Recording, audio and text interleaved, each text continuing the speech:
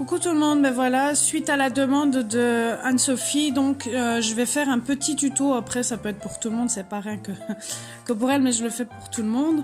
Mais bon, c'est suite à sa demande parce qu'elle trouvait que c'était une bonne idée de faire un tuto parce qu'elle aimait bien le fond. Donc je m'en sers en fait avec l'aquarelle Arteza. Donc j'ai pris le blanc et le noir, bon après je suis pas experte, c'est grâce à une autre personne que je parle qui s'appelle Toki, qui m'a appris à mieux me servir de l'aquarelle de base en godet. J'avais essayé en godet, donc en fait je mets mon pigment pour l'instant dans un truc en pâte pastel parce que je retrouve pas ma palette. Et en fait je viens tout simplement donc étaler la couleur comme ceci, donc en faisant attention donc au bord. J'essaie de faire très attention parce que je me connais, je risque de faire une gaffe. Et en fait après j'essaye d'étaler tout simplement en mettant le plus d'eau possible, donc la matière.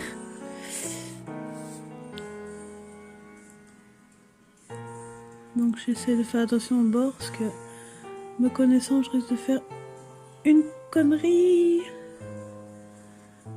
Bon, j'espère que la qualité ça vous va et que vous voyez bien parce que je suis avec mon téléphone. Donc après je trempe mon pinceau dans de l'eau, je reprends la matière noire, je réinstalle.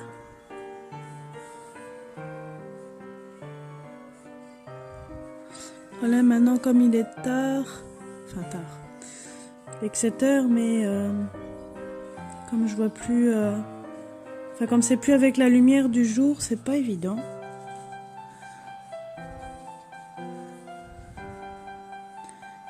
Et donc le fait que c'est encore un peu mouillé, donc je rince mon pinceau et je me resserre en fait, enfin je me sers de la peinture blanche et je viens juste tamponner en fait comme ceci juste au-dessus.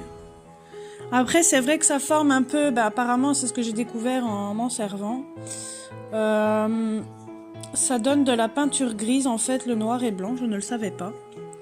Et donc tout simplement je viens tapoter comme ceci dessus, tout simplement. Après je reprends la noire et je continue. Je viens reprendre comme ceci au bord. Après j'essaye aussi de mettre des effets de lumière, je vais dire ça comme ça aussi, beaucoup au bord comme j'ai fait en fait juste ici. Et après je réétale donc la couleur. Après je reprends, donc je retrempe. Je me resserre de la couleur blanche et je suis repartie dans le même principe. Donc voilà ce que ça donne. Après si vous voyez que, donc comme là vous voyez que c'est un peu plus clair par rapport à de l'autre côté, je vais reprendre tout simplement ma couleur noire. Je vais venir remettre du noir par dessus.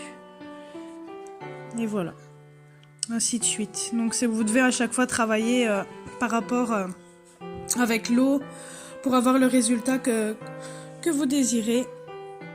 Donc j'espère que ma petite vidéo vous aura plu et je vous dis à très bientôt.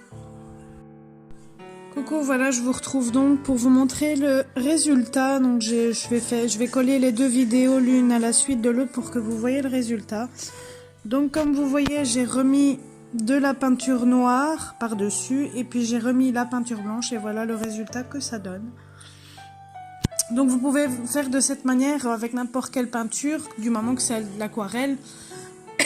Pardon, moi c'est avec la peinture aquarellable, donc comme ceci en tube d'Arteza, mais vous pouvez vous servir de n'importe laquelle, même si c'est en godet ça passe aussi. Donc voilà, donc j'espère que la mini vidéo vous aura plu et je vous dis à très bientôt.